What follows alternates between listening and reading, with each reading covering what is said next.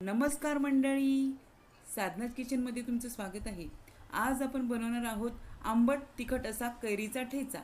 चला तर मग बघूयात काय काय साहित्य लागते ते।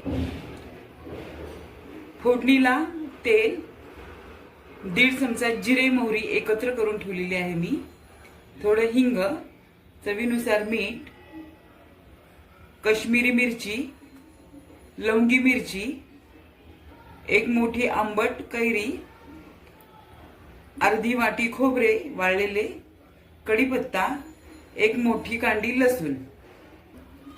आता इथे मी एकत्र अशी काश्मीरी मिरची आणि लवंगी मिरची एकत्र कोमट पाण्यात 10 मिनिटांसाठी भिजत ठेवणार आहे, एकत्र करून।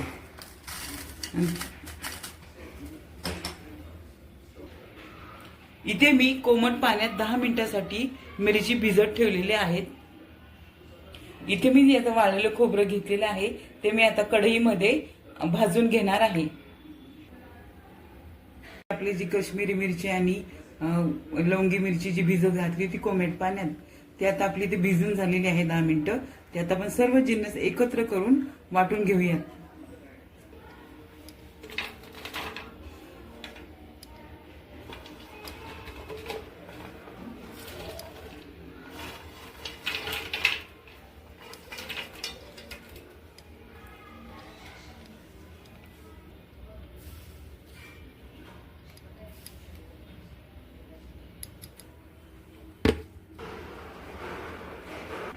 आता आपण चटणीला तडका देण्यासाठी फोडणीची तयारी करूया।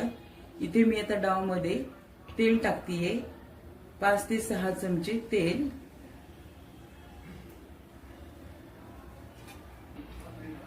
तेल छान तापलेलं आहे। आता 2 मोठे चमचे जिरे मोहरी आपण तेलामध्ये टाकूयात,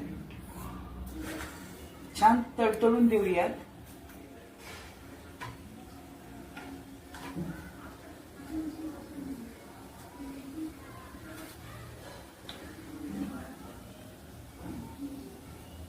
जिरे मोहरी छान तडतडली आहे। आता इथं अर्धा चमचा हिंग टाकूया,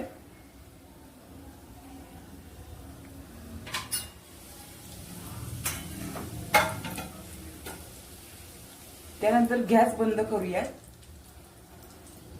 आणि त्यात आपण कढीपत्त्याची पाने टाकूयात।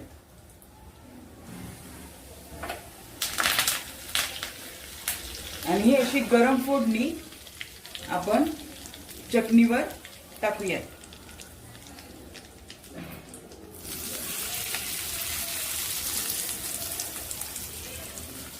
हे सर्व आपण एकत्र करूया।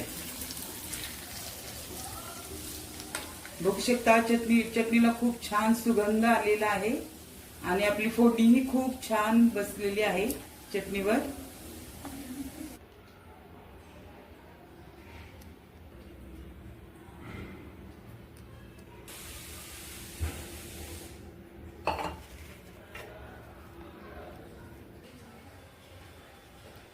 तर मंडळी, इथे आपला आंबट तिखट असा कैरीचा ठेचा रेडी आहे।